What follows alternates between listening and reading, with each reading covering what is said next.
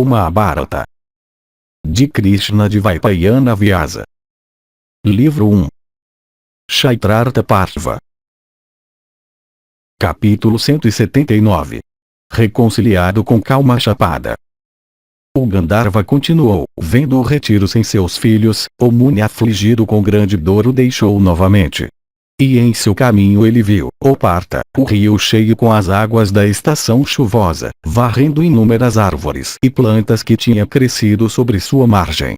Vendo isso, Otto da linhagem Kuru, o Muni aflito pensando que ele certamente seria afogado se caísse nas águas daquele rio, se amarrou fortemente com várias cordas e se lançou, sob a influência da dor, à correnteza daquele rio poderoso. Mas, o matador de inimigos, aquela corrente logo cortou aquelas cordas e lançou o Rishi na terra. E o Rishi ergueu-se na margem, livre das cordas com as quais tinha se amarrado. E porque suas cordas foram assim partidas pela violência da corrente, o Rishi chamou a corrente pelo nome de Vipasa, o que rompe cordas. Por causa de sua angústia, o Muni não podia, naquela época, ficar em um único lugar, e ele começou a vaguear por montanhas e por rios e lagos.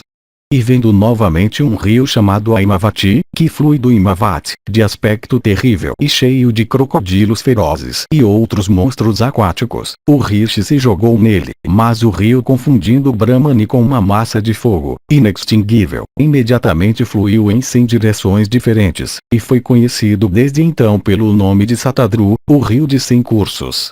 Vendo-se na terra seca mesmo lá, ele exclamou: "Oh, eu não posso morrer pelas minhas próprias mãos." Assim dizendo, o Rishi novamente voltou seus passos para seu retiro. Cruzando inúmeras montanhas e países, quando ele estava para reentrar em seu retiro, ele foi seguido por sua nora chamada Adriziante. Quando ela se aproximou dele, ele ouviu de trás o som de uma narração muito inteligente dos Vedas com as 6 virtudes de elocução. Ouvindo aquele som, o Rishi perguntou: "Quem é que está me seguindo?" Sua nora então respondeu: "Eu sou Adriziante, a mulher de Saktri. Eu estou desamparada, embora dedicada ao ascetismo." Ouvindo-a, Vasishtha disse: "Ó filha, de quem é esta voz que eu ouvi, repetindo os Vedas junto com os Angas, como a voz de Saktri recitando os Vedas com os Angas?" Adriziante respondeu: "Eu levo em meu útero um filho do teu filho Saktri. Ela esteve aqui por 12 anos completos. A voz que tu ouviste é a deste Muni, que está recitando os Vedas." O Gandharva continuou, assim abordado por ela, o ilustre Vasishtha ficou extremamente contente. E dizendo: "Ó, há uma criança, da minha linhagem." Ele parou, o Partha, de tentar se destruir. O impecável, acompanhado por sua nora, então voltou para o retiro. E o Rishi viu um dia nas florestas solitárias, o Rakshasa, Kalmashapada. O rei, ó Bharata, possuído pelo Rakshasa feroz, logo que viu o Rishi, ficou cheio de ira e ergueu-se, desejoso de devorá-lo. E Adriziante, vendo diante dela aquele Rakshasa de atos cruéis, dirigiu-se a Vasishtha nestas palavras, cheia de ansiedade e medo: "Ó ilustre, o Rakshasa cruel, como a própria morte armada com sua clava feroz, vem em direção a nós com uma clava de madeira na mão. Não há ninguém mais sobre a terra além de ti, ó ilustre, e o principal de todos os que são familiarizados com os Vedas, para reprimi-lo hoje. Protege-me, ó ilustre, deste canalha cruel de aparência terrível. Certamente, o Rakshasa vem para cá para nos devorar." Vasishtha, ouvindo-a, disse: "Não temas, ó filha, não há necessidade de temer nenhum Rakshasa. Este cujo perigo iminente tu receias não é nenhum Rakshasa. É o rei Kalmashapada, dotado de grande energia e célebre na terra. Esse homem terrível habita essas florestas." O Gandharva continuou, vendo avançando, o ilustre Rishi Vasishtha, dotado de grande energia, o reprimiu, ó Bharata, por proferir o som borrifando-o com água santificada por encantamentos. O Rishi libertou o monarca daquela maldição terrível. Por 12 anos o monarca tinha sido dominado completamente pela energia do filho de Vasishtha, como Surya apanhado pelo planeta Rahu, durante a época de um eclipse. Livre do Rakshasa, o monarca iluminou aquela grande floresta com seu esplendor, como o sol iluminando as nuvens ao anoitecer. Recuperando seu poder de raciocínio, o rei saudou aquele melhor dos rishis com as palmas unidas e disse: Ó ilustre, eu sou o filho de Sudasa e teu discípulo, o melhor dos munis.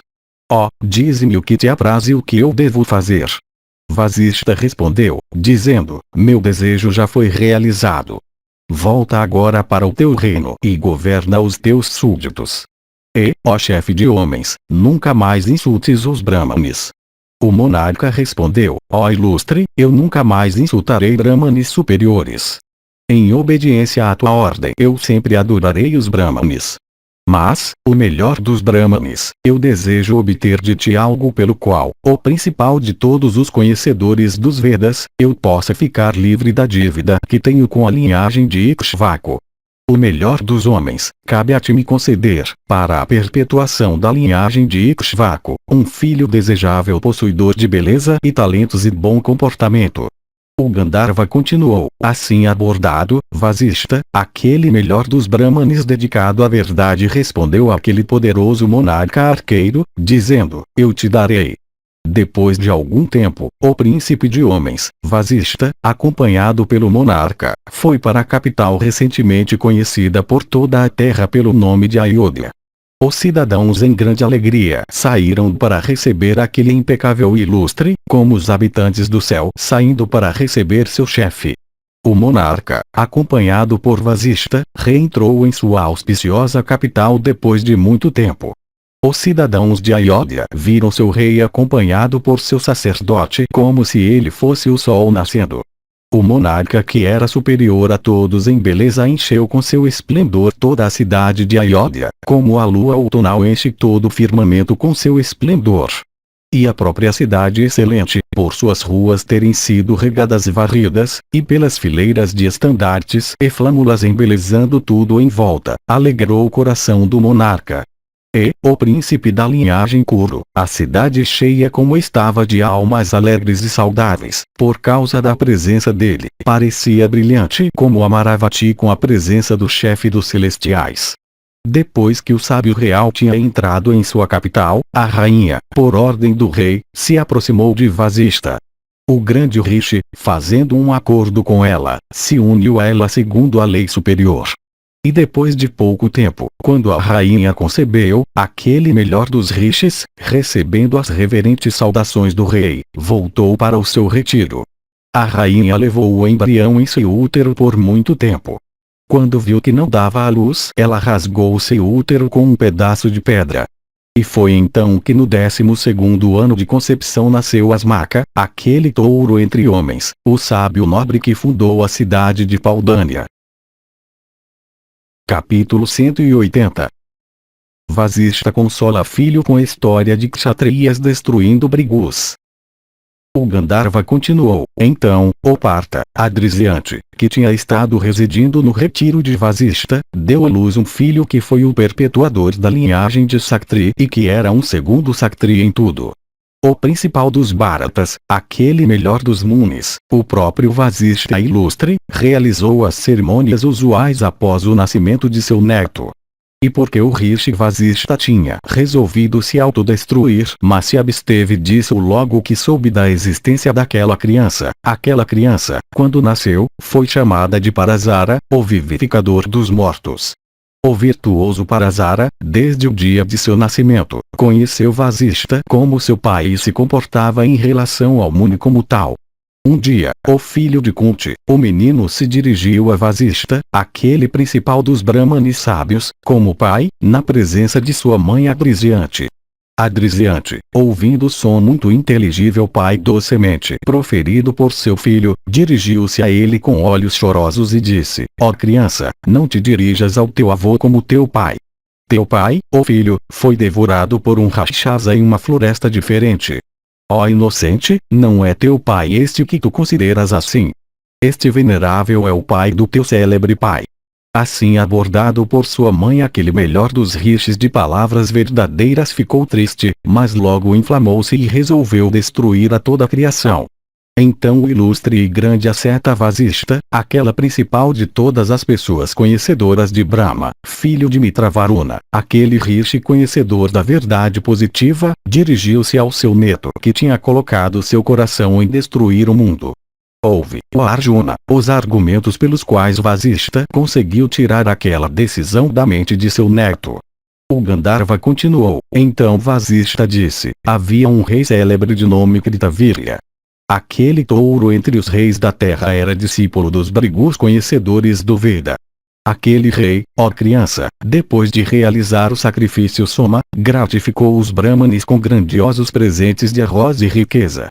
Depois que aquele monarca tinha ascendido para o céu, veio uma ocasião quando seus descendentes estavam com falta de riquezas. E sabendo que os Brigus eram ricos, aqueles príncipes foram até aqueles melhores dos Brahmanes, na aparência de mendigos.